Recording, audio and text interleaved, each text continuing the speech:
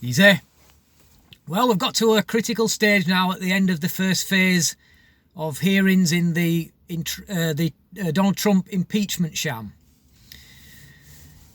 And what do we know so far? Well, if you've been watching it like I have, you probably know most of what I'm going to say. But if not, this is a little bit like a TV series that you just can't put down, and you're so engrossed in it and you just can't wait for the next episode, and that's what this is like to me. So, why are they doing this? Because it's obvious to all involved that this is just a kangaroo court and an absolute sham. Well, they're doing it because they've been driven crazy by Trump. Trump is not from the political class, he's a new boy in town, and he's come riding in and he's shaking the town up. He's not just telling the political class how to do their job, he's showing them how to do their job. And every day as he shows them how to do their job and he gets great results for the American people, he makes the Democrats look completely useless and incompetent. The political class have ruled the roost for decades, and he is showing the American people that over those decades they have done nothing for them, and that Trump is getting things done in his first term in office, and it's driving them crazy. And they know that their chances of election next time are slipping through their fingers. And this is why they are going ahead with this impeachment. Now, if you remember, up until July, they'd spent 22 months on this Russian collusion hoax. Hearings and procedure and investigations that cost the nation $40 million of taxpayers' money. Thousands of subpoenas. And nothing to show for it. They got absolutely nothing. The conclusion was no collusion, no obstruction, no wrongdoing. And they were hoping beyond all hopes that they were going to get the takedown they wanted from this. And it blew up in their faces. But rather than try and do right by the American people, they moved to the next investigation. And it's all about this phone call that took place between President Trump and President Zelensky, the new president of Ukraine. And they wrapped up this Russian collusion inquiry on the 24th of July 2019.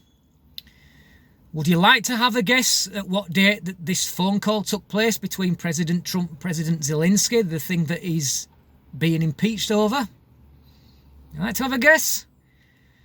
Well, if you guessed the 25th of July, give yourself a big pat on the back. In other words, they moved straight onto the next impeachment. Something that they could impeach him over, straight onto the next inquiry, to stop Trump from carrying out his agenda of building the wall, ripping up trade deals, you name it, one thing after another to make things good for the American people. So, it's all about the whistleblower. A whistleblower that has got no first-hand knowledge of the call. He's got a bias against the president. He worked with Joe Biden, President Trump's political rival.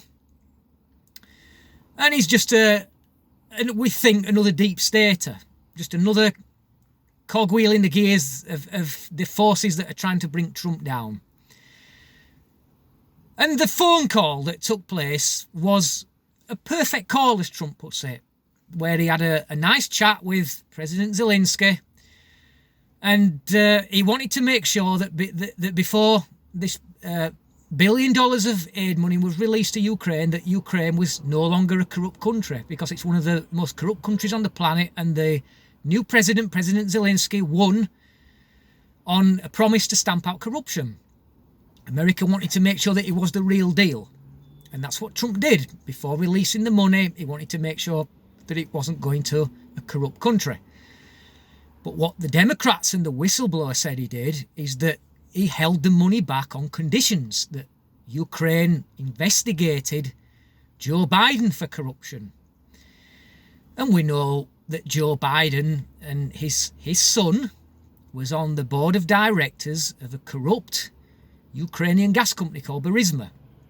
trousering millions, even though he had zero experience in the energy sector. And he was clearly there just because his surname was Biden. And a prosecutor was investigating this Burisma. And Joe Biden didn't like it because his son was about to be investigated. And while he was in Ukraine, he said, and he's on camera saying it, he said, "We're leaving in 6 hours.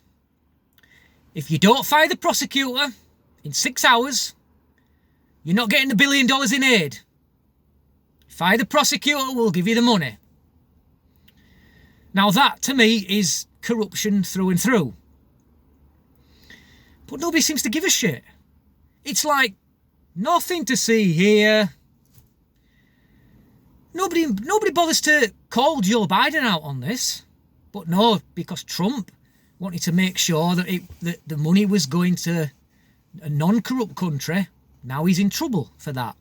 They're claiming that it was conditional and the fact that Ukraine didn't have to do anything for this money to be sent to them eventually shows that there was no quid pro quo. And the whistleblower, he waited 18 days before reporting on what he'd apparently heard, which we know now that he didn't. And what did he do in those 18 days? That's right, he spent that time colluding with Shifty Schiff, the man who is the most biased against Trump that you could possibly get, who is running this show trial, this show impeachment trial. And we've heard from witness after witness that have got no first-hand knowledge of the call.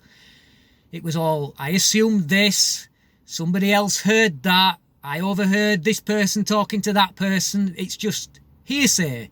If this was a court of law, none of it would be admissible. But the Democrats are just continuing with it anyway because they think that they can damage Trump this way by damaging his name to the Republican Party and hope that the Republicans might ditch him as a candidate because too much heat's surrounding him. You know, they might put party before country, as they seem to do a lot of the time. That's not just them, that's all parties, by the way, even in the UK. So that's what they're now hoping for. They are going to impeach him in the House of Representatives because it's Democrat controlled. They've already made their minds up, so this trial's all for sure because the result has already been predetermined.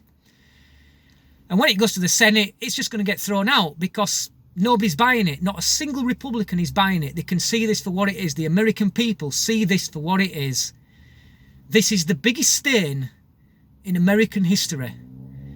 The most partisan and corrupt takedown of a duly elected president in a kangaroo court, and not a shred of this is even resembling due process, let alone following due process.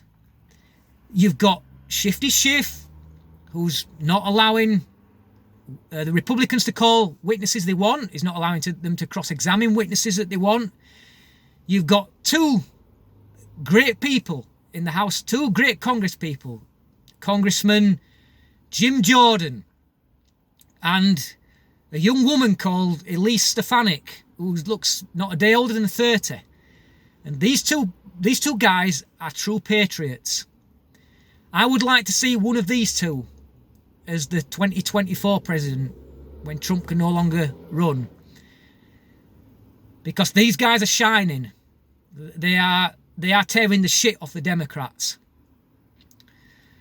And long may it continue, because when it goes to the Senate now, the Senate have decided that unless they can call as witnesses the whistleblower, who they're trying to keep under wraps, they're trying to keep his identity under wraps, and whistleblower status doesn't call for anonymity, it just calls for protection against retaliation. So there is not a single law in the land that will stop the whistleblower's name from being released. The Senate have decided we must call the whistleblower and Shifty Schiff, and Shifty Schiff is going to have to answer to the fact that he read out what he claimed was President Trump's call transcript to Ukraine, and what he read out to the nation was full of lies. What he read out would have been true corruption, and it didn't even resemble the call transcript. And you can find the call transcript if you Google it. Call transcript between President Trump, President Zelensky. There were no threats. There is no quid pro quo. There is no bribery. There is no collusion. There is no obstruction of justice. It's just an absolute sham. And the Democrats know it, and it's going to blow up in their faces eventually. They're trying to make sure that they damage Trump beyond repair, that he can't run and win in 2020. But I don't think it's going to work, because the polls show that Trump is climbing, because the people see this for what it is. I have never in my lifetime seen such a terrible hoax. So now the next step is, it looks like it's going to go to the House Judiciary, where they will probably impeach him. But he won't be removed from office, because the Senate won't do that. And we'll keep watching and see where this goes from here. Thanks for watching. Until next time, easy.